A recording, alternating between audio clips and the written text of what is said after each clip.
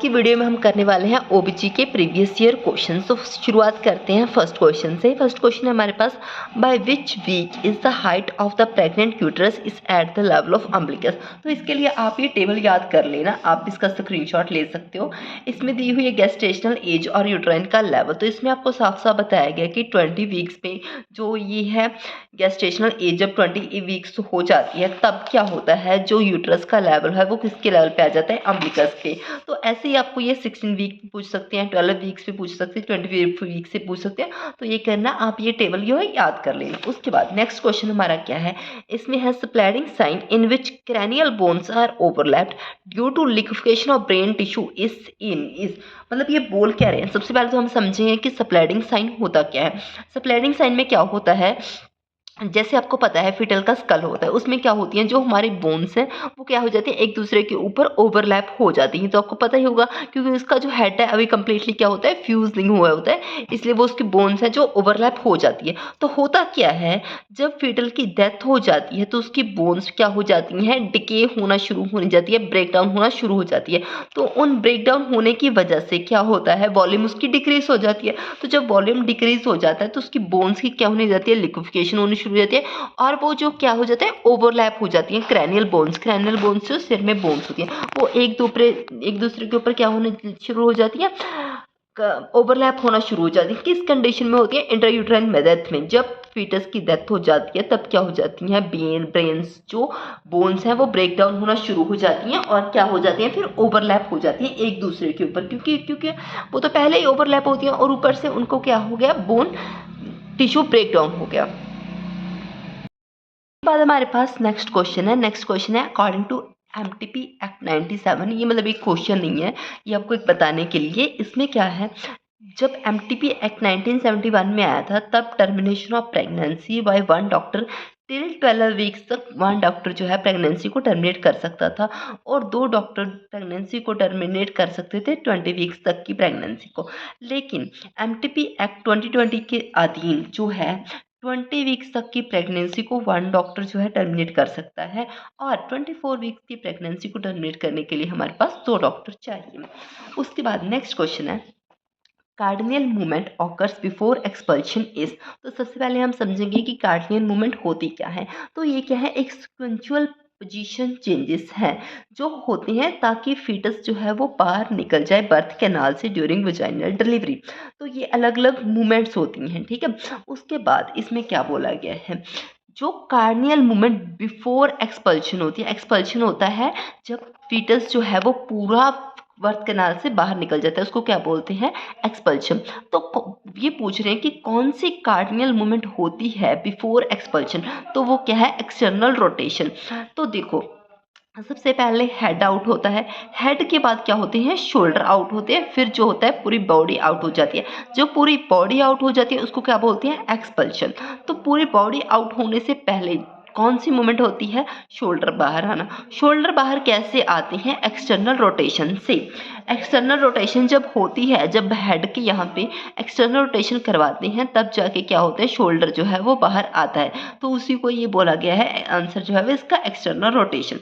External rotation after the head is delivered by extension the head rotate back to align with the shoulders inside the birth canal. जो head है वो rotate होता है back to align with the shoulders inside the birth canal. तो इसकी वजह से this happen because the shoulders are rotating early, और इसका दूसरा नाम क्या बोलते हैं, रिस्टिट्यूशन भी इसको क्या करते हैं, बोलते हैं। उसके बाद हमारे पास है नेक्स्ट क्वेश्चन, बोल रहे हैं name the process by which cervix become thin and inject from the body of the uterus.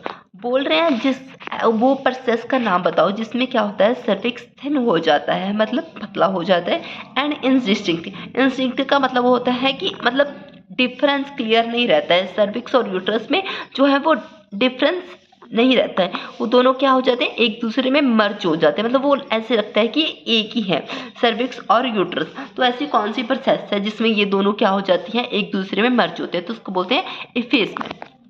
उसके बाद ये सेकंड स्टेज कहाँ से शुरू होते हैं, beginning from full dilation of cervix to expulsion of the fetus. उसके बाद during intrauterine life of fetal development majority of testicle descent into the scrotum कब जो है टेस्टिकल्स जो है स्क्रोटम में डिस्केंड कर जाती हैं फीटल डेवलपमेंट में, तो जब जो प्रेगनेंसी होती है 20 वीक्स तक चली जाती है, तब क्या होता है जो टेस्टिकल्स हैं वो स्क्रोटम में क्या कर जाते हैं, डिस्केंड कर जाती हैं। उसके बाद in active phase of labour the rate of dilation of cervix in multigravida is at the rate of, जो मल्टीग्राविडा है मतलब जो लेडी ऑलरेडी प्रेग्नेंट हो चुकी है उसको क्या बोलते हैं, मल्टीग्राविडा। उसमें क्या है, रेट क्या है मतलब डायलेशन का, सर्विक्स के डायलेशन का, तो इसका रेट जो होता है 0.5 सेंटीमीटर पर मीटर होता है। एंड ये तो एक्टिव फेज में होता है, एंड लेटेंट फेज में होता है 0.35 सेंटीमीटर पर आवर। तो अगर आपको पता नहीं है एक्टिव फेज और लेटेंट फेज क्या होता है, लेटेंट फेज जो तब होता है जब फर्स्ट स्टेज ऑफ प्रेगनेंसी है, जब जो सर्विक्स है वो डायलेट होना शुरू हो जाता है, जब ये स्लोली डायलेट होता है, तो ये क्या है हमारा 0.35 सेंटीमीटर पर आवर है। एक्टिव फेज कब है, एक्टिव फेज तब होता है the phase when cervical deletion become rapid and contraction start, जब डिलीवरी होने ही वाली होती है तब, जब सर्वाइकल डायलेशन जो होती है रैपिड होती है, कंट्रैक्शन भी क्या हो जाती है, फास्ट होने लग जाती है, स्ट्रांग होती है, तब इसका क्या रेट चलता है 0.5 सेंटीमीटर पर आवर। तो ये वही इस दोनों का डिफरेंस लिखा हुआ है। उसके बाद अकॉर्डिंग टू बोल रहे हैं WHO, dose of LNG for emergency contraceptive is, emergency contraceptive के लिए डोज क्या है। उसके बाद LNG की पहले तो हम फुल फॉर्म देखेंगे।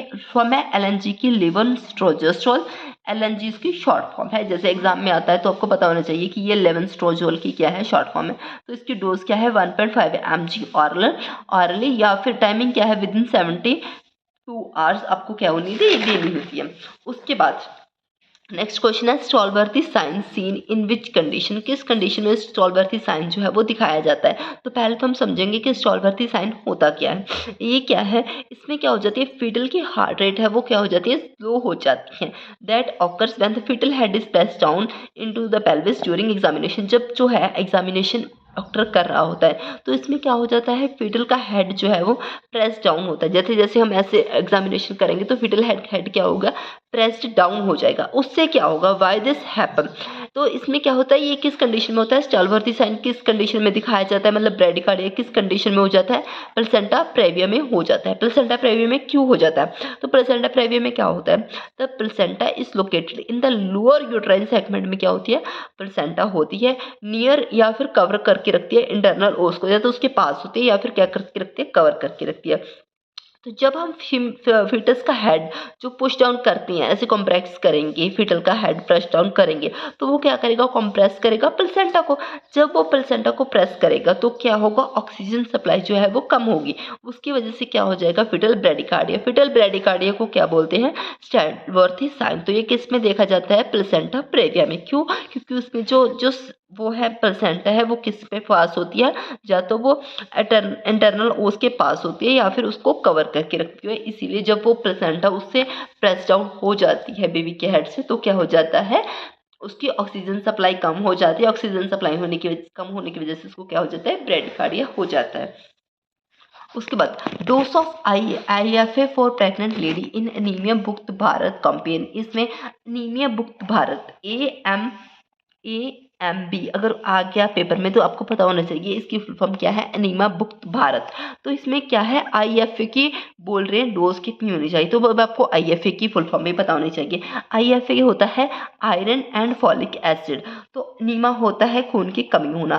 तो एनीमिया मुक्त भारत में आयरन एंड फॉलिक एसिड की इन्होंने डोज कितनी रखी है, तो इसकी है 60 mg 500 mcg। तो इसमें 60 mg क्या होती है, आयरन होती है, 500 mcg क्या होते हैं, mcg होता है माइक्रोग्राम्स, इसमें क्या होता है, फॉलिक एसिड होता है। तो 60 ग्राम क्या हो गई, आयरन होगी, 500 mcg क्या हो गई, फॉलिक एसिड हो गया। तो ये क्या देते हैं, किसके लिए, ताकि उसको क्या हो जाए, एनीमिया ना हो प्रेग्नेंट लेडी को। तो उसके बाद क्या है, which IUCD needs to be replaced only after 10 years. 10 years के बाद कौन सी इंटर कॉन्ट्रासेप्टिव डिवाइस जो है हमको रिप्लेस करनी होती है, तो इसका आंसर है CUT 380A।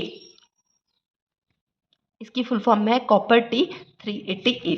उसके बाद oxygenated blood enters the foetal blood circulation from umbilical vein, मतलब जो अम्बिलिकल वेन से, मतलब कहाँ से जो है वो फीटल के सर्कुलेशन में है जो ऑक्सीजनेटेड ब्लड जाता है, तो इसका आंसर है डक्टस वेनोसिस।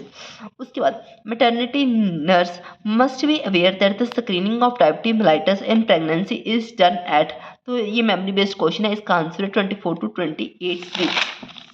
उसके बाद postpartum insertion of the intrauterine device should be initiated with in how many hours, तो मतलब with in 48 hour after delivery of the baby क्या करना चाहिए। अगर हमको कोई postpartum insertion of contraceptive device हमने रखनी है तो वो क्या कर देनी है, रखनी चाहिए within 48 hours. Next question है what is the normal amount of amniotic fluid at 36 weeks, तो 36 वीक्स पे normal amount of amniotic fluid क्या है, तो उसका आंसर है 1000 ml जो है वो मैक्सिमम है। इसको आपको ध्यान देना है कि क्या है, ये क्या होता है, इंक्रीज होता रहता है ग्रेजुअली ड्यूरिंग प्रेगनेंसी एंड ये रीच कर देता है पीक अपनी 34 to 36 वीक पे जाके अपना ये क्या हो जाता है, पीक पे पहुंच जाता है, मतलब 1000 ml। उसके बाद क्या होता है, after 36 weeks it start to gradually decrease, ये क्या होता है, धीरे धीरे डिक्रीज होना शुरू हो जाता है। उसके बाद अगर यही क्वेश्चन पूछे कि आपको 40 वीक्स पे कितना होता है, तो 40 वीक्स पे आंसर आएगा 600 to 800 ml। क्यों, क्योंकि ये क्या होने लगता है, डिक्रीज होना शुरू हो जाता है। उसके बाद ये पूछ रहे हैं अम्यूनिटिक फ्लूइड का index, normal amniotic fluid index is 5 to 25 centimetre ही है। इसका पहले तो हम देखेंगे अम्यूनिटिक फ्लूइड इंडेक्स होता क्या है, तो इम्यूनिटिक फ्लूइड इंडेक्स होता क्या है, अम्यूनिटिक फ्लूइड पहले आपको पता ही है कि water around the baby inside the uterus उसको क्या बोलते हैं, अम्यूनिटिक फ्लूइड बोलते हैं। तो अब ये इंडेक्स क्या है, इंडेक्स जानने के लिए हम क्या करेंगे, ये जानेंगे कि ये चेक कैसे करते हैं। तो डॉक्टर क्या करता है, इसको क्या करता है, इसको चेक करने के लिए कि वाटर नॉर्मल है, लेस है या फिर कम है, इसको चेक करने के लिए वो क्या करता है, स्टमच को 4 हिस्सों में क्या कर लेता है, डिवाइड कर लेता है। उसको कम डिवाइड करने के बाद फिर वो ईच पॉकेट में देखता है कि वाटर कितना है, मतलब वो ऐसे डेप्थ में जाके देखती हैं कि कितना पानी है सेंटीमीटर में। तो जितना भी अलग अलग 4 क्वाड्रेंट्स में होता है, जैसे एक में 4 है, एक में 3 है, एक में 5 है, एक में 4 है, तो उन सब का क्या कर देते हैं, प्लस कर देते हैं। प्लस करके जो आंसर आता है वो हमारा क्या होता है, इम्यूनिटिक फ्लूइड इंडेक्स हमारे पास क्या होता है, निकल के आता है। तो ये पूछ रहे हैं कि नॉर्मल कितना है, तो नॉर्मल होता है 5 to 25। तो इसी को आगे हम देखेंगे, जैसे कि नॉर्मल वैल्यू है वो है 5 to 25, अगर लेस देन 5 है तो ओलिगोहाइड्रोमिनियस है, मतलब क्या है, इम्यूनिटिक फ्लूइड जो है वो कम है। अगर 25 है या फिर 25 से ज़्यादा है तो क्या है, पॉलीहाइड्रोमिनियस, मतलब जो इम्यूनिटिक फ्लूइड है वो ज़्यादा है। उसके बाद patient is having severe pain in perineum area and feels pressure in rectum after delivery due to, तो इसका आंसर है वजाइनल हेमाटोमा। तो सबसे पहले तो हम समझेंगे वजाइनल हेमाटोमा होता क्या है। वजाइनल हेमाटोमा क्या होता है, it is the collection of blood in the vaginal tissue due to injury of blood vessels during child birth. तो क्या होता है, चाइल्ड बर्थ के दौरान जो उसकी ब्लड वेसल्स हैं उनको इंजरी हो जाती है, इसकी वजह से क्या हो जाता है, वहाँ पे कलेक्शन ऑफ ब्लड हो जाती है, तो इसलिए क्या हो जाता है, वजाइनल हेमाटोमा हो जाता है। इसलिए इसको क्या होता है, सीवियर पेन होता है और फील्स क्या होता है, प्रेशर्स इन रेक्टम। उसके बाद next question, the postpartum period extend for how many weeks after delivery, तो 6 वीक्स तक क्या चलता है, पोस्टपार्टम पीरियड चलता है। 6 वीक्स होते हैं, 142 डेज होती है। उसके बाद ये सेम इसको बोलते हैं, इसको अगर मेडिकल टर्म्स में देखें तो इसको परप्यूरियम बोलते हैं, इसको पोस्टपार्टम मीडियम को इसको क्या बोलते हैं, परप्यूरियम बोलते हैं। 6 वीक्स तक होता है, 142 डेज तक होता है। उसके बाद ये है Roberts grade 5 of lower segment caesarean section criteria includes, मतलब कि ये एक क्लासिफिकेशन है, ये रॉबसन ने दी थी। इसमें इसने 5 तरह के लोगों को, मतलब 5 ग्रुप को रखा था। इनको क्या है, जिनको लोअर सेगमेंट सिजेरियन सेक्शन हम दोबारा से कर सकते हैं। तो इसने किन किन को रखा था, एक तो रखा था मल्टीपेरस वुमेन्स को, दूसरा था सिंगलटन को, हम सारी टर्मिनोलॉजी आपको समझाएंगे, सेफेलिक प्रेगनेंसी को, और 37 वीक से अबव वालों को विद प्रीवियस LSCS।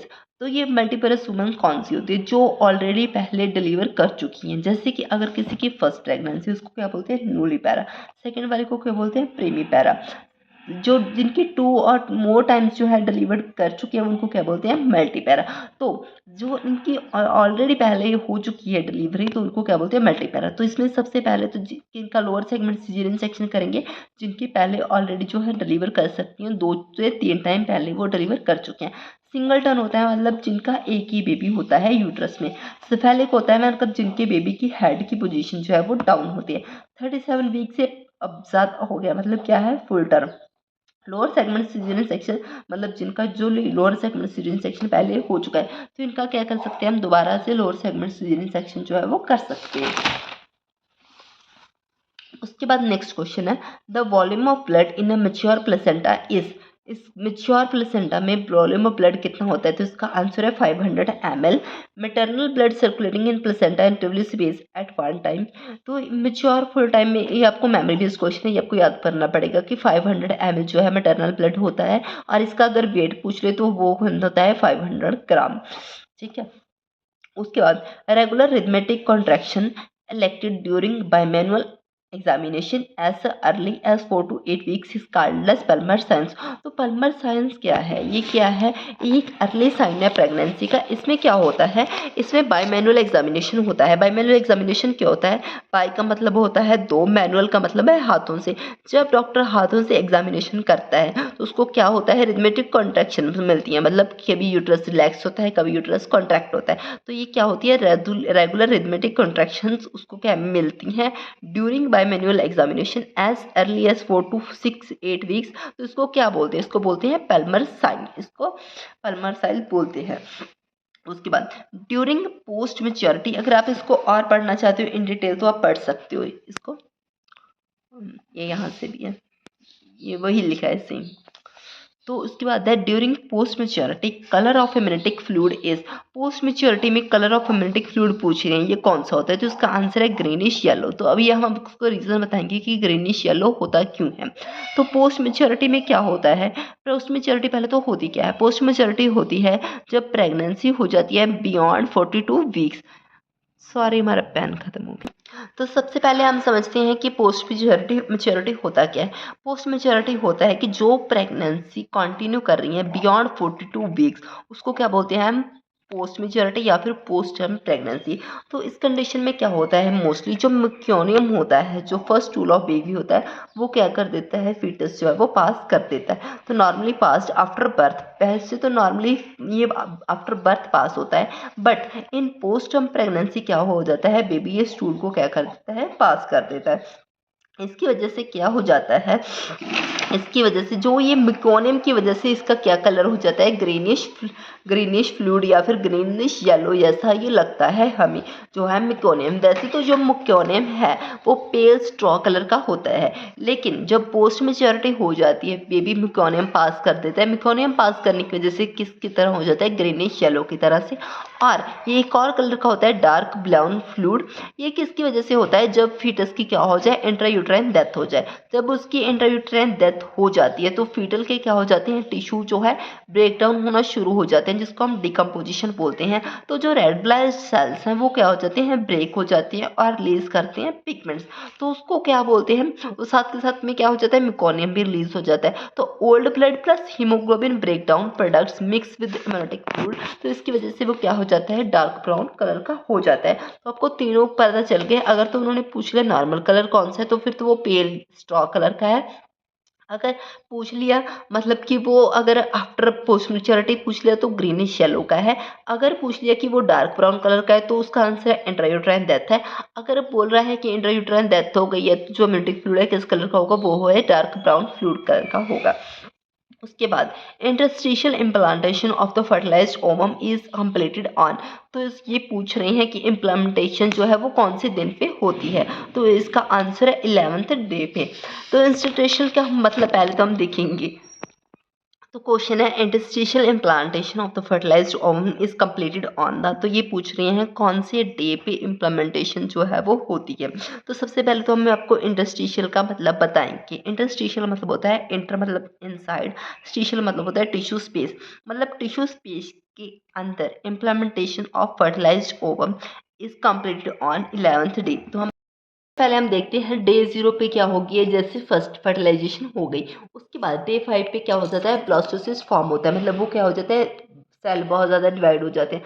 जब सेल बहुत ज़्यादा डिवाइड हो जाते हैं तो क्या हो जाता है, ब्लास्टोसिस्ट बन जाता है। उसके बाद क्या हो जाता है, डे 6 और 7 पे starting attaching to the endometrium, ये एंडोमेट्रियम पे अटैच होना क्या हो जाता है, शुरू हो जाता है। और डे 9 पे क्या हो जाता है, ये डीपली एम्बेडेड हो जाता है। उसके बाद क्या हो जाता है, डे 9 पे क्या हो जाता है, डीपली एम्बेडेड हो जाता है। और डे 11 जो इन्होंने क्वेश्चन पूछा है, इसमें क्या हो जाता है, जो ये ब्लास्टोसिस्ट है वो क्या हो जाती है, कम्प्लीटली एम्बेडेड हो जाता है। उसमें क्या हो जाता है, इंटरस्टिशियल इम्प्लामेंटेशन हो जाती है। मतलब क्या हो जाता है, इंटर मतलब इनसाइड, स्टिशियल मतलब inside tissue space, inside tissue space क्या हो जाता है, वो ब्लास्टोसिस्ट जो है वो एम्बेडेड हो जाता है डे 11 पे। वही जो है इन्होंने क्वेश्चन पूछा है। तो क्वेश्चन क्या है, जैसे ओवम रीच करता है यूट्रस को, अटैच होता है वो यूट्राइन वॉल से, उसके बाद क्या कर जाता है, बुरो हो जाता है, वो अंदर डीप लाइनिंग में क्या हो जाता है, बुरो हो जाता है, मतलब गड़ा गड़ जाता है। उसके बाद एंडोमेट्रियम जो है उसके ऊपर ग्रो कर जाती है और उसको क्या कर देती है, कंप्लीटली कवर कर लेती है। तो ये कौन से डे पे होता है, 11 पे, डे 11 पे वो क्या हो जाती है, एंडोमेट्रियम उसके ऊपर ग्रो कर जाती है, उसको कंप्लीटली क्या कर लेती है, कवर कर लेती है। When it is buried inside the uterine wall, the stage is called as interstitial implantation, उसको बोलती है। उसके बाद नेक्स्ट क्वेश्चन है, the alteration in the shape of the fetal head while coming through the resistance birth passage during labour is termed as. तो उसको क्या बोलते हैं, मोल्डिंग। पहले तो हम क्वेश्चन समझते हैं क्या बोल रहे हैं। क्या बोल रहे हैं, अल्ट्रेशन, अल्ट्रेशन होता है मतलब चेंज आता है, shape of the fetal head, fetal head में जो शेप है उसमें क्या हो जाता है, चेंज आता है। While coming through the resistance birth passage, जब बर्थ कनाल से वो बेबी जो है वो बाहर आता है, उसमें जो है फीटल की शेप में, हेड की शेप में क्या हो जाते हैं, चेंजेस आते हैं। वो क्या होता है, जैसे ओवरलैप हो जाता है। ओवरलैप क्यों हो जाता है, जैसे इसके लिए तो मुझे ज़्यादा स्पेस चाहिए, अगर ये हाथ ऐसे हो गए तो कम स्पेस चाहिए, तो वो क्या हो जाते हैं, ओवरलैप हो जाते हैं। तो इसको ओवरलैप होने को क्या बोलते हैं, चेंज ऑफ शेप को क्या बोलते हैं, मोल्डिंग बोलते हैं। मोल्डिंग क्या है, temporary change in the fetal head as it passes through the birth canal during labour. During labour जब वो बर्थ कनाल से पास हो जाता है, तब जो क्या है, हेड है, जो हेड जो बोन्स है वो एक दूसरे के ऊपर क्या हो जाती हैं, आ जाती हैं। उसको क्या बोलते हैं, इंग्लिश में मतलब मेडिकल टर्मिनोलॉजी में मोल्डिंग बोलते हैं। यही इन्होंने क्या है, क्वेश्चन पूछा हुआ है। उसके बाद ये बोल रहे हैं मोल्डिंग होती क्यों है। तो भी ये क्या है, बेबी का हेड जब पास होता है नैरो स्पेस से, तो वहाँ पे क्या हो जाता है, प्रेशर और रेसिस्टेंस तो आपको पता ही है, हो गई, क्योंकि वो एक नैरो स्पेस है। उसकी वजह से फीटल जो स्कल बोन है वो क्या हो जाती है, फीटल की कंप्लीटली फ्यूज नहीं होती है, मतलब एक दूसरे से वो कंप्लीटली फ्यूज नहीं होती है, वो बाद में होती है। जब जैसे 6 वीक पे कुछ बोन्स 12 वीक्स पे वो कंप्लीटली फ्यूज होती है, पहले वो क्या होती हैं, ऐसी होती हैं मतलब। उसके बाद क्या करती हैं, जब वो वहाँ से पास होती हैं तो वो क्या हो जाती है, ओवरलैप हो जाते हैं एक दूसरे के ऊपर, और बर्थ कनाल से क्या हो जाता है, बेबी का हेड पास हो जाता है। In which type of abortion does the cervical os remain closed and there is no passage of tissue? तो इसको आंसर है थ्रेटन्ड अबॉर्शन। तो पहले हम क्वेश्चन समझ लेते हैं। तो ये पूछ रहे हैं, in which type of abortion does the cervical os remain close, cervical os तो क्लोज रह जाती है, और पैसेज ऑफ टिश्यू, कोई टिश्यू भी बाहर नहीं निकलता है। तो ये कौन सा अबॉर्शन है, थ्रेटन्ड अबॉर्शन। इसमें क्या हो जाता है, vaginal bleeding before 20 weeks of pregnancy. इसमें क्या हो जाता है, जो स्मॉल प्लेसेंटा है वो स्लाइटली क्या हो जाती है, सेपरेट हो जाती है। क्यों सेपरेट हो जाती है, बहुत सारे कारण हो सकते हैं, जैसे प्रोजेस्टेरोन लेवल कम है, पुअर इम्प्लीमेंटेशन है, कोई इन्फेक्शन है, या फिर कोई फिजिकल स्ट्रेस है, जैसे कोई हैवी लिफ्टिंग कर ली है, तो उसकी वजह से क्या हो जाता है, मतलब प्लेसेंटा जो है वो डिटैच हो जाती है, उसकी वजह से क्या हो जाती है, ब्लीडिंग होती है। तो वो उसमें क्या हो जाता है, माइल्ड वजाइनल ब्लीडिंग होती है, but uterus is still holding the pregnancy, मतलब लेकिन प्रेगनेंसी स्टिल होती है। तो इसकी दो पॉसिबल कंडीशन है। पहले तो ये है मोस्ट कॉमन, कि जो है ब्लीडिंग जो है वो स्टॉप हो जाए, प्रेगनेंसी जो है वो कंटिन्यू कर जाए, ब्लीडिंग स्टॉप करेगी, बेबी जो है वो सर्वाइव कर जाएगा। कंडीशन 2 में अगर वो ब्लीडिंग बढ़ गई, जैसे प्लेसेंटा और ज़्यादा सेपरेट हो गई, जो ब्लीडिंग बढ़ गई, सर्वाइकल ओपन हो गई, तो इससे क्या होगा, इंडिविजुअल जो है वो अबॉर्शन हो जाएगा। उसके बाद नेक्स्ट क्वेश्चन है, what is the total iron requirement in an average pregnancy. तो आयरन रिक्वायरमेंट कितनी है एवरेज प्रेगनेंसी में, इसका आंसर है 1000। तो हम इसको डिटैच करके आपको बताएंगे कि ये 1000 कैसे है। पहले तो क्या है, मदर को चाहिए 500 mg एक्स्ट्रा। क्यों? क्योंकि उसको क्या है, फीटल को ऑक्सीजन देनी है, फीटल को न्यूट्रिएंट्स, ब्लड सप्लाई वगैरह उसको देने, इसके लिए क्या है, उसको मदर को भी अलग से 500 mg जो है वो अलग से चाहिए। आयरन की रिक्वायरमेंट है। आयरन किस लिए चाहिए? हीमोग्लोबिन बनाने के लिए। उसके बाद फिर फीटस को भी चाहिए, फीटस को भी मदर के थ्रू ही जाता है, तो 300 mg आयरन जो है वो क्या ले लेगा, फीटस ले लेगा। उसके बाद आपको पता है प्लेसेंटा में भी ब्लड होता है, तो क्या है 100 mg जो है वो प्लेसेंटा ले लेगी। तो कम उसके बाद जो है 100 mg जो है ब्लड डिलीवरी के दौरान हो जाएगा ब्लड लॉस, तो 100 mg जो है वो उसमें चला जाएगा, तो टोटल कितना हो गया, 1000 mg। उसके बाद in a primigravida mother what is the average duration of first stage of labour. Primigravida होता है जिसकी मतलब जो है फर्स्ट प्रेगनेंसी, उसमें बोल रहे हैं ये फर्स्ट स्टेज ऑफ लेबर मतलब कितने ड्यूरेशन की होती है, तो ये नॉर्मली होती है 12 to 18 आवर्स। प्रीमी मतलब पहला, ग्रेविडा मतलब प्रेगनेंसी मतलब जिसकी फर्स्ट प्रेगनेंसी है, और मल्टी ग्रेविडा मतलब जिसकी पहले भी ऑलरेडी 2-3 टाइम प्रेगनेंसी हो चुकी है। इसमें जो फर्स्ट स्टेज है वो होती है 6 to 8 आवर्स, क्योंकि उसमें यूट्रस को पहले से पता है कि मुझे डायलेट होना है, कॉन्ट्रैक्ट होना है, उसकी जो है वो पहले से कोई मतलब रेसिस्टेंस कम होगी, उसकी वजाइनल ओपनिंग भी ज़्यादा होगी, तो ये सब चीज़ों की वजह से क्या है, उसमें जो है मल्टी ग्रेविडा में टाइम जो है 6 to 8 आवर्स लगता है, लेकिन जो प्रीमी ग्रेविडा है उसमें जो टाइम है वो 16 से 18 आवर लगता है। उसके बाद classical sonographic sign of hydatidiform mole, इसका आंसर है स्नोस्टॉर्म अपीयरेंस। तो हम पहले आपको उसका सारा समझाते हैं। तो पहले तो हम आपको बताएंगे हाइड्रोफॉर्म मोल होता क्या है। हाइड्रोफॉर्म मोल क्या होता है, इट इज अबनॉर्मली प्रेगनेंसी वेयर, इसमें क्या हो जाता है, प्लेसेंटल टिश्यू ग्रो करता है अबनॉर्मली। हम आपको उसकी फोटो दिखाते हैं। ये जैसे आप देख रहे हैं, ये मोल्स जो है वो इसमें बन जाती हैं। ये क्या है, एक अबनॉर्मल प्रेगनेंसी है, इसमें प्लेसेंटल टिश्यू है वो अबनॉर्मली ग्रो करता है inside the instead of normal fetus, मतलब इसमें फीटस नहीं होता है, इसमें क्या होती है, मल्टीपल फ्लूइड फिल्ड सैक्स होते हैं। जैसे इसमें इनमें फ्लूइड फिल्ड है, सैक्स मतलब बोलते हैं इन थैलियों को, जो ये बनी हुई है, इसमें क्या हो जाती है, मल्टीपल फ्लूइड फिल्ड सैक बन जाती हैं। It looks like a bunch of grapes, ऐसे लग रहा है ना जैसे ग्रेप्स होते हैं, तो वही चीज़ है, वो इसमें ऐसा बंच ऑफ ग्रेप्स जो है वो बन जाते हैं। तो इसमें पहले इसको क्वेश्चन क्वेश्चन क्या है, classical sonographic sign of hydatidiform mole. Hydatidiform mole का सोनोग्राफिक साइन क्या है, तो सोनोग्राफिक साइन जो है स्नोस्टॉर्म अपीयरेंस, मतलब ये कैसे लगती है, जैसे स्नो पड़ रही होती है, ऐसे एक्सरे के दौरान ये ऐसे लगते हैं। देखिए देयर इज अ, तो हम आपको बताते हैं वाई स्नोस्टॉर्म एक्सपीरियंस इसको बोला है, क्योंकि इसमें नॉर्मल फीटस तो नहीं होता है, इसमें तो इनकम्प्लीट मोल्स होती हैं। तो many small cyst space are seen, जैसे ये आपको दिखा रहे हैं, मैनी स्मॉल सिस्ट, ये थैलियाँ काफ़ी सारी जो हैं वो बनी होती हैं, ये रिफ्लेक्ट करती हैं अल्ट्रासाउंड वेव्स को, और जब ये रिफ्लेक्ट करती है तो ऐसे लगता है जैसे स्नो पड़ रही होती है, तो इसको बोलते हैं स्नोस्टॉर्म एक्सपीरियंस अपीयरेंस। तो आपको समझ में आ गया होगा। एग्जामिनेशन में अगर आपको पूछते हैं classical sonographic sign of hydatidiform moles, तो आंसर है स्नोस्टॉर्म एक्सपीरियंस। ठीक है, थैंक यू। अगर आपको वीडियो अच्छी लगी तो प्लीज़ हमें कमेंट करके ज़रूर बताना, और ये भी बताना कि हम नेक्स्ट वीडियो बनाएं या फिर ना बनाएं, या फिर और किस टॉपिक पे हम जो है वो वीडियो बनाएं। Thank you for watching.